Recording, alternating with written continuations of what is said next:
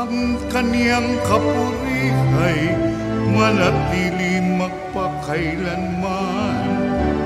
Purihin ang Panginoon sa ating pasalamatan sa pagsunod sa Kanya. Pagmamahal sa Panginoon ay simula ng karunungan. Kanyang kapurihay manatili pagpakailanman.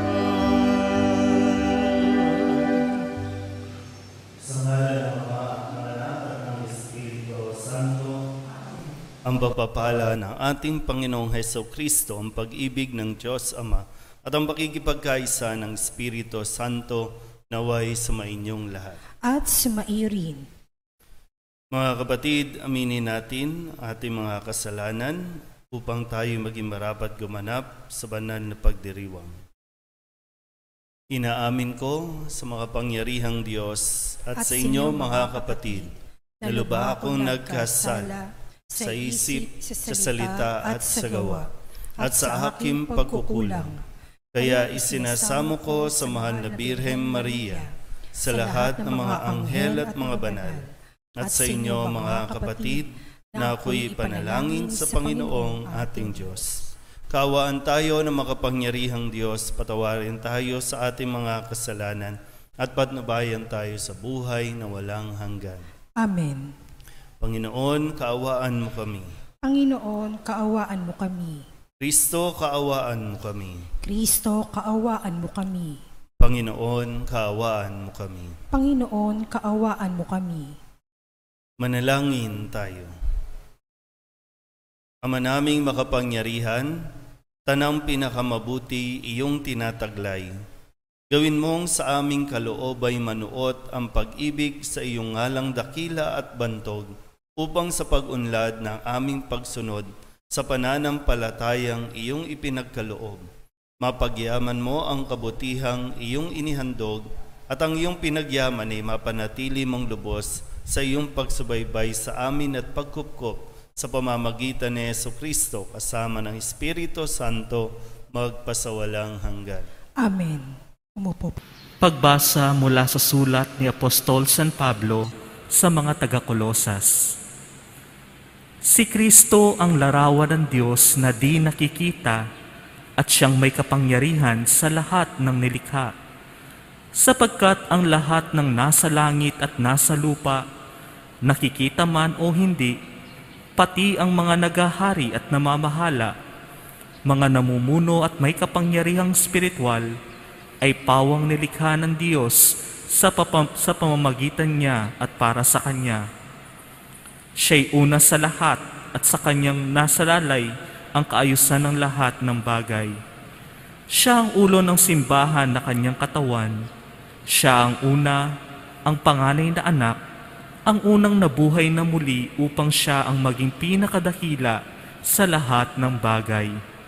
Ipinasya ng Diyos na ang Kanyang kalikasan ay manatili rin sa anak at inibig niyang ang sandaigdigan ay makipagkasundo sa Kanya sa pamamagitan ng anak.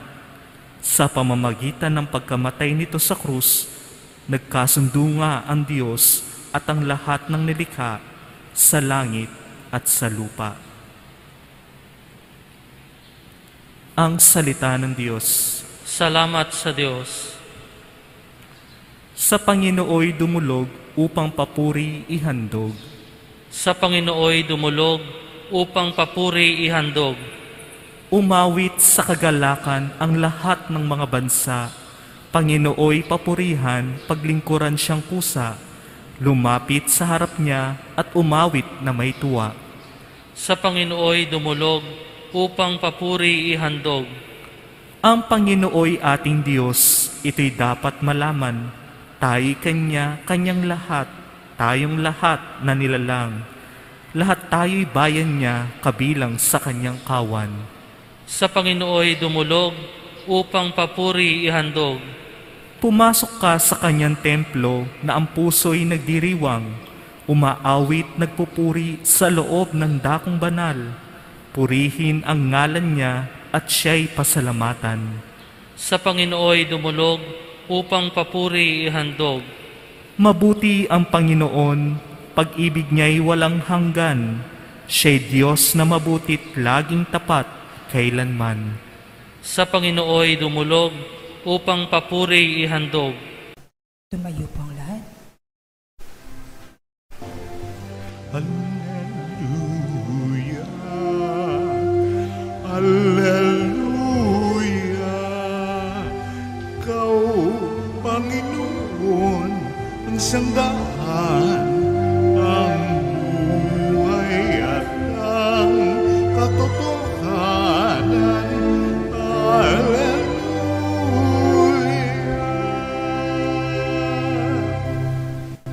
Sumainyo ang Panginoon. At sumaiyo rin. Ang mabuting balita ng Panginoon ayon kay San Lucas. Papuri sa iyo, Panginoon.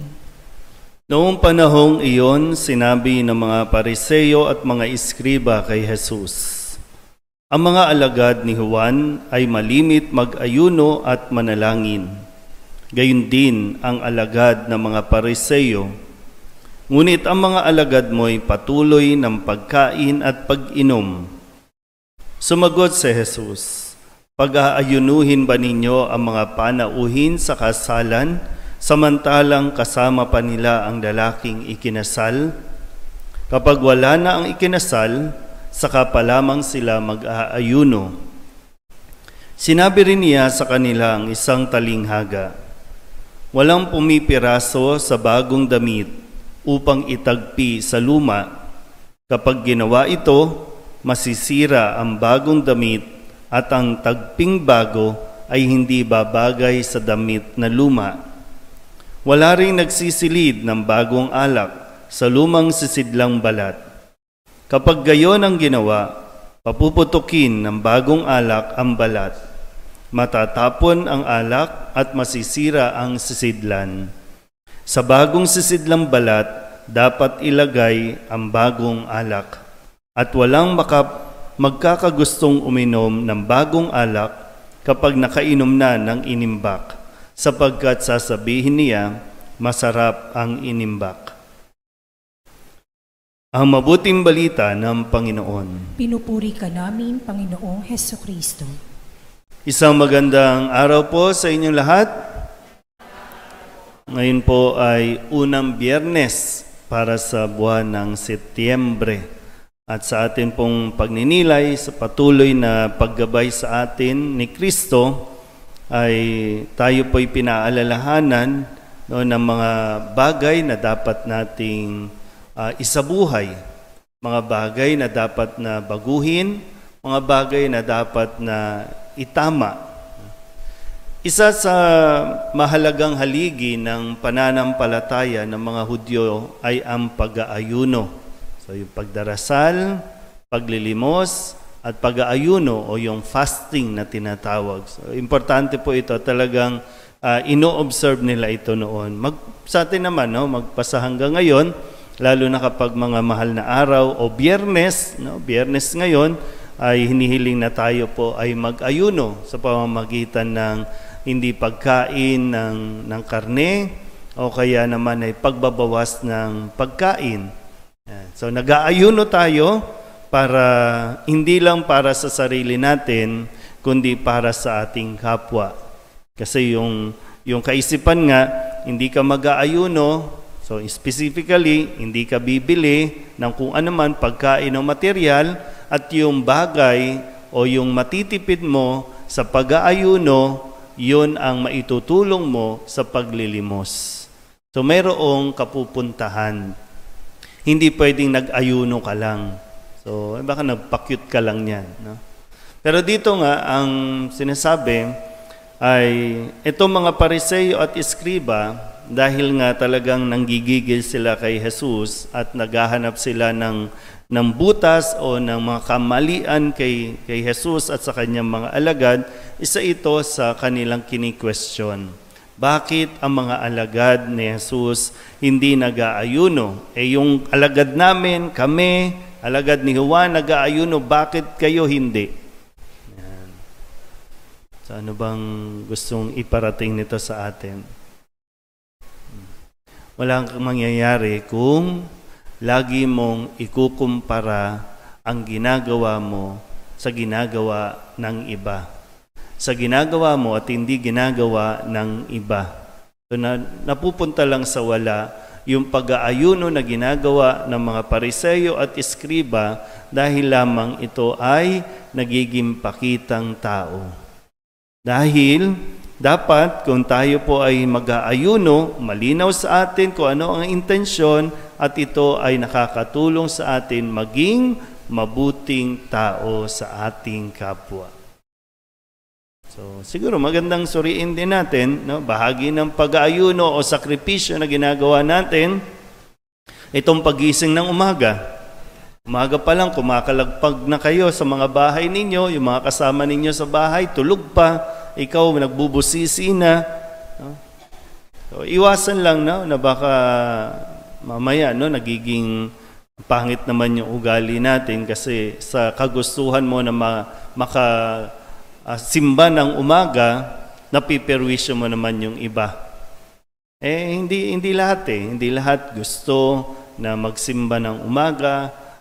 Kung gusto mo magsimba ng umaga, di sige, gawin mo yan, basta maluwag sa kalooban. Minsan kasi meron pong mga bagay, di ba, sinasabi natin, umaga na, ako nga, nagsisimba na, kayo hindi pa. Yan. Baka pag ganung bagay, hindi nagiging maganda tuloy. Dahil kung tayo, nakukumpara natin yung ating ginagawa sa hindi nila ginagawa at pakiramdam natin mas mabait tayo, mas mabuti tayo kaysa sa kanila, baka sa bandang huli, mas ligtas pa sila kaysa sa atin. Tayo ngayong madasalin, sa ulo na nga natin ng rosaryo, nobina, kung araw-araw dito, iba-iba nobina. Pero yung ugali ba natin, may nagbabago. So, magandang imbitasyon po yan para pagnilayan natin ang ating mga ginagawa. Kasi baka nag-aaksaya lang tayo ng panahon o kaya bored lang tayo, gusto lang natin makaiwas sa mga tao, kaya nandito tayo.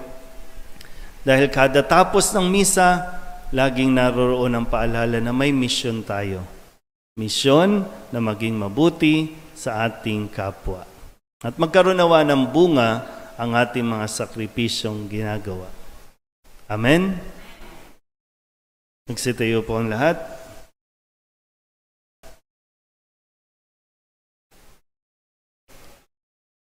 Manalangin tayo sa Amang Diyos upang ilapit niya tayo sa kahalagahan ng Ebanghelyo para panibaguhin ang simbahan at ang daigdig. Ang ating itutugon, panibaguhin mo kami, O Panginoon. Panibaguhin mo kami, O Panginoon.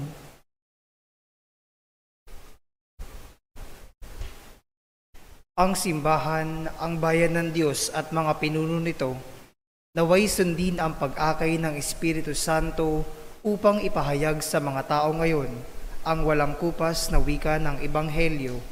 Manalangin tayo sa Panginoon. Panibaguhin mo kami, O Panginoon. Ang ating mga puso naway ating buksan sa mapagligtas na kapangyarihan ng Diyos na higit na mahalaga kaysa sa mga panlabas na gawain ng pagpapakabanal. Manalangin tayo sa Panginoon. Panibaguhin mo kami, O Panginoon. Atin nawang mapagtanto na laging mapangyayari ang himala ng pagbabago sa lahat ng mga humihingi ng tulong ni Kristo na makamtan ito.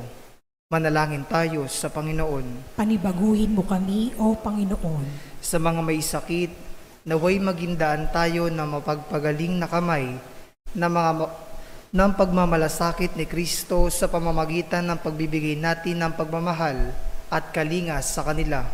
Manalangin tayo sa Panginoon. Panibaguhin mo kami, O Panginoon. Ang mga yumao naway makatagpo ng walang hanggang kapahingahan sa piling ni Kristo. Manalangin tayo sa Panginoon. Panibaguhin mo kami, O Panginoon. Idulog din natin sa Panginoon ang ating mga personal na kahilingan at mga panalangin para sa ating mga pamilya. Ganun din ang lahat ng mga panalangin ng mga nanonood sa Facebook Live at ang lahat ng mga misang pasasalamat, matatanging kahilingan, mga agarang paggaling at mga kaluluwa na hinihiling na ipagdasal sa misang ito.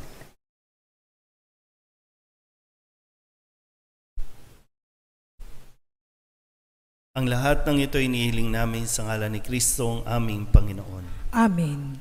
Umupo po ang lahat.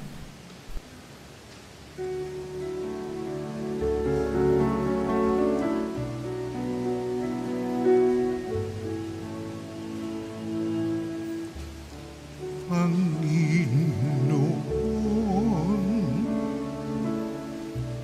aming alay,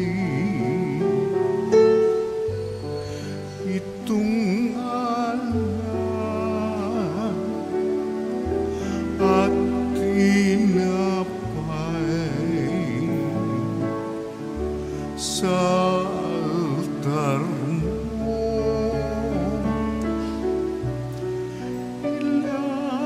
Ilalagay, tanggapin sa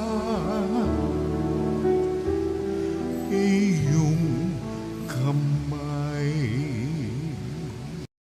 Manalangin kayo mga kapatid upang paghahain natin ang kalugdan ng Diyos Amang makapangyarihan. Tanggapin nawa ng Panginoon itong paghahain sa iyong mga kamay, sa kapurihan niya at karangalan sa ating kapakinabangan at sa buong sambayanan niyang banal.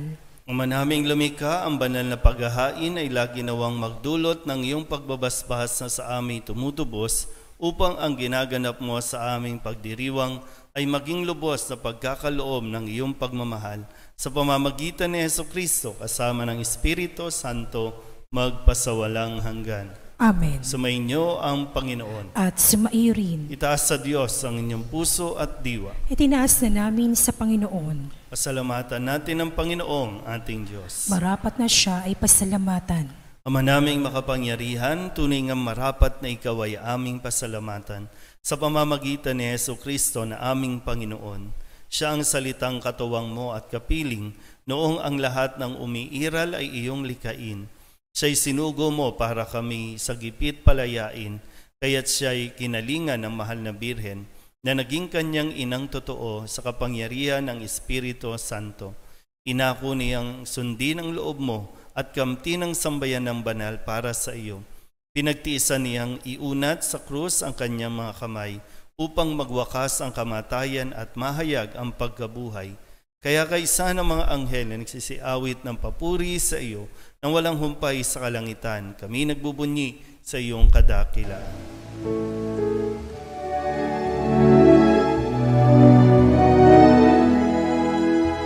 Santo, Santo, Santo, Diyos makapangyarihan, napupuno ang langit at lupa ng kaluwalhatian mo. Hosana sa kaitaasan, pinagpalang na paririto sa ngalan ng Panginoon.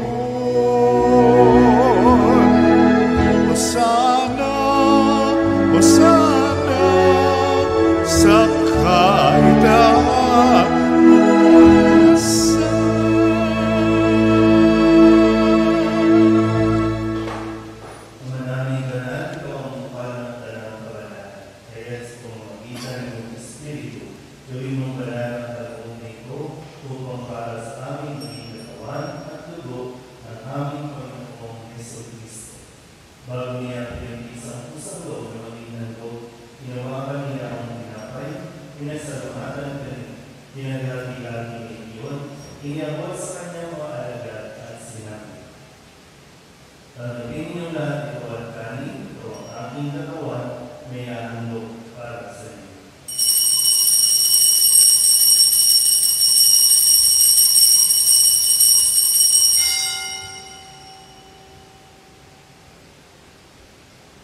Gayun din naman nang matapos ang hapunan, hinawakan niya ang kalis, muli kaniyang pinasalamatan.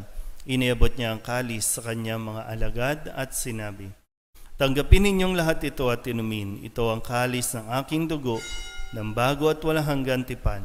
Ang aking dugo na ibubuhos para sa inyo at para sa lahat, sa ikapagpapatawad ng mga kasalanan. Gawin ninyo ito sa pag-alaala sa akin."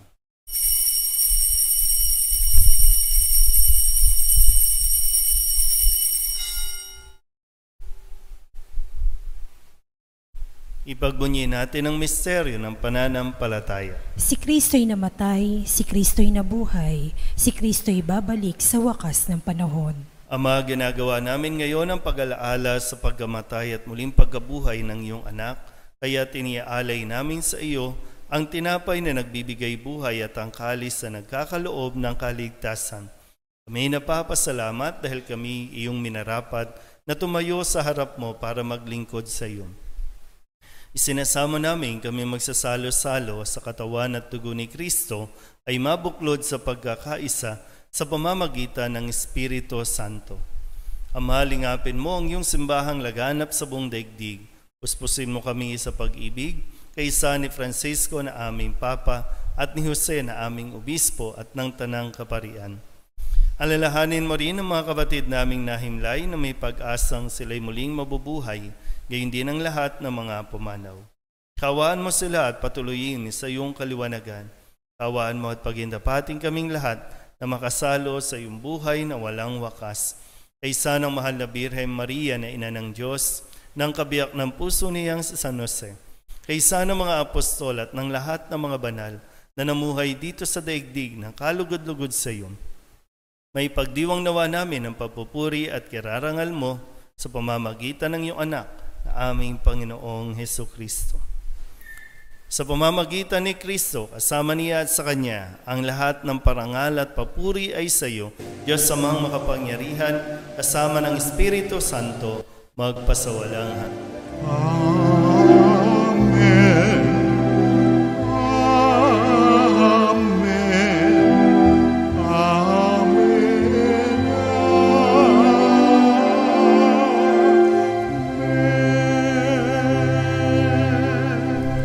Buong kababaang loob tayong tumawag sa ating Panginoon ng Ama namin.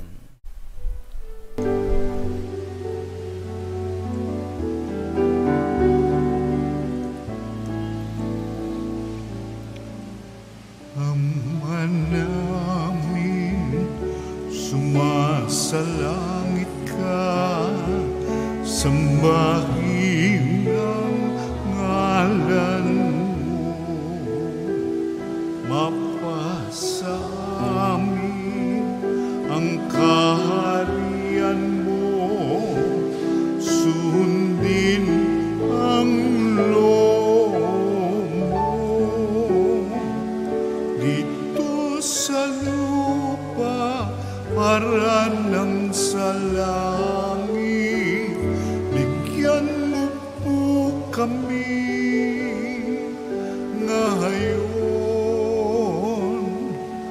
ng aming kakanin sa araw-araw at patawarin mo kami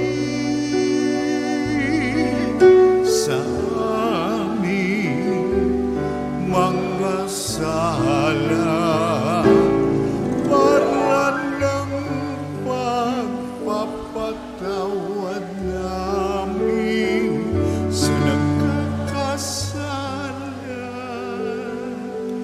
sa amin, at huwag mo kaming ibahin dulot sa tukso, at yadya mo kami sa lahat ng masama. Inihiling namin kami iadya sa lahat ng masama, pagkalooban ng kapayapaan araw-araw, iligtas sa kasalanan at ilayo sa lahat ng kapahamakan, samantalang aming pinananabikan ang dakilang araw ng pagpapahayag ng tagapagligtas naming si Hesukristo. sapagkat iyo ang kaharian at ang kapangyarihan at ang kapurihan magpakailanman. Amen. Panginoong Heso Kristo, sinabi mo sa iyong mga apostol, kapayapaan ang iniiwan ko sa inyo, ang aking kapayapaan ang binibigay ko sa inyo. Tunghayan mo ang aming pananampalataya at huwag ang aming mga pagkakasala.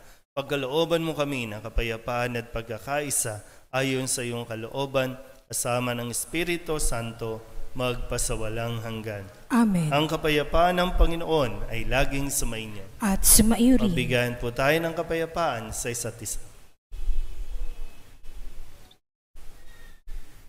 Kordero ng Diyos na nag-aalis sa mga kasalanan ng sanlibutan, maawa ka sa amin. Kordero ng Diyos na nag-aalis sa mga kasalanan ng sanlibutan, maawa ka sa amin. Kordero ng Diyos na nag-aalis sa mga kasalanan ng sanlibutan, ipagkaloob mo sa amin ang kapayapaan.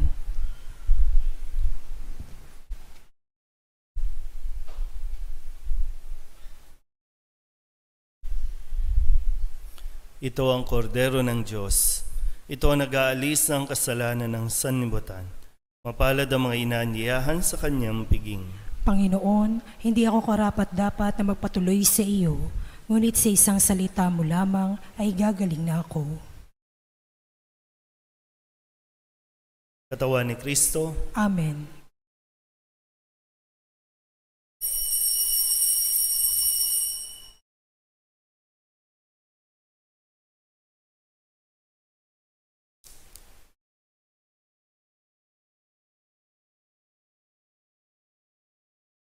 Sa iyong kandungan aking natikman ang unang pagmamahal.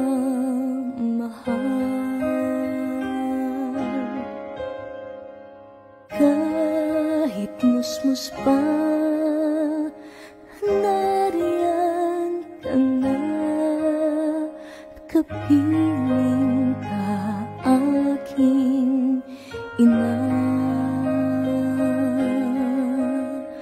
Hanggang sa pagtulog, ikaw ang kasama. Hanggang sa buong magdama,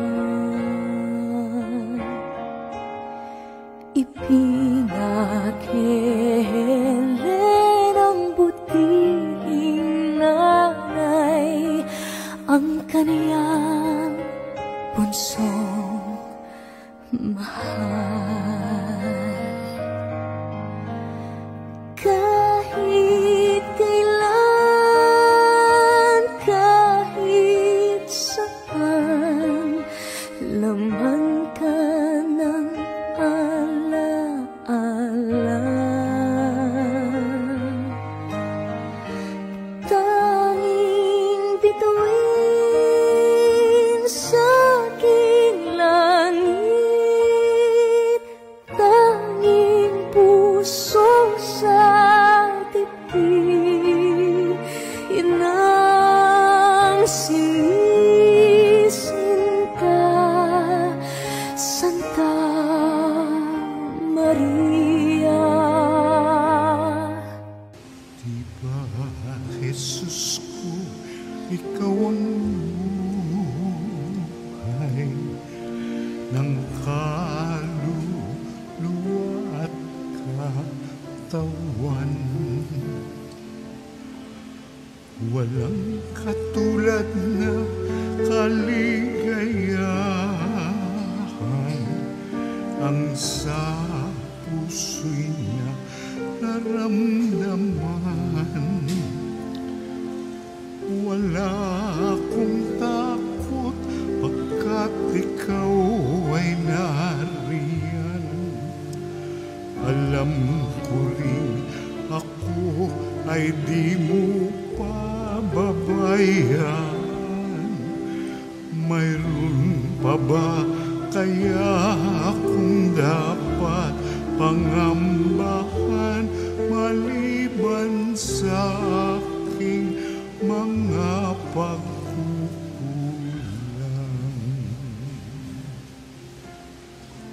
Panalangin para kay Nuestro Padre Jesus Nazareno.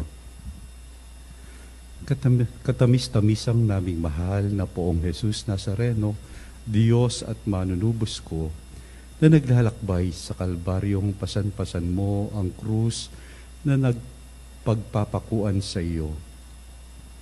Akong abang makasalanan na naging dahilan ng iyong di masayod na hirap ay nagpupuri sa iyo at nagpapasalamat na bilang maamong kordero ay buong hinahong tinanggap mo sa ibabaw ng iyong balikat ang kahoy ng iyong kamatayan, upang doon mawakasan ang aking mga kasalanan at ng sandaigdigan.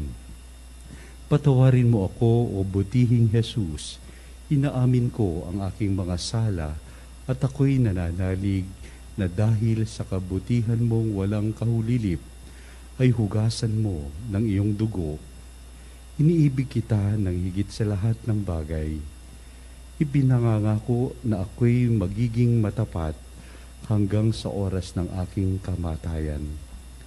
Patnubayan mo ako, Diyos ko, ng iyong biyaya at ihatid mo ako sa landas ng iyong mga utos, diyan sa iyong langit na kaharian. Siya nawa.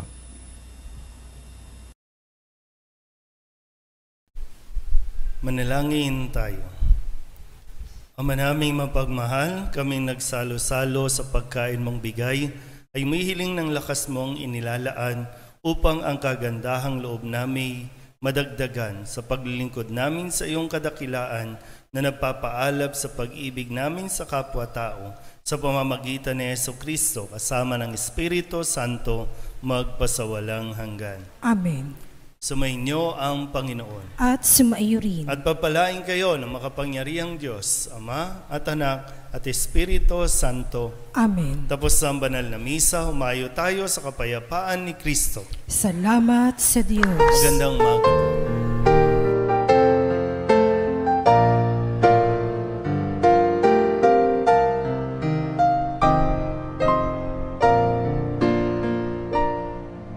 Nuestro Padre Jesus Nazareno, sinasamba ka namin, pinipintuho ka namin, aral mo ang aming buhay at kaligtasan.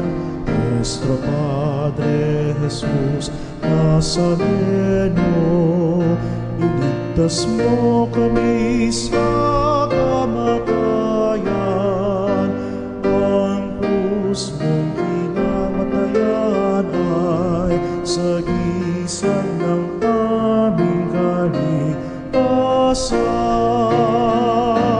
Nuestro Padre Jesus Nazareno, dinarangal ka namin.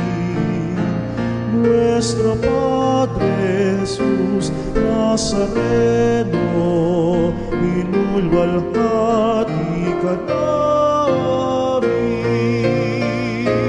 Nuestro Padre Jesus Nazareno, dinarangal ka namin. Nuestro Padre Jesus Nazareno, minulwalhati ka namin.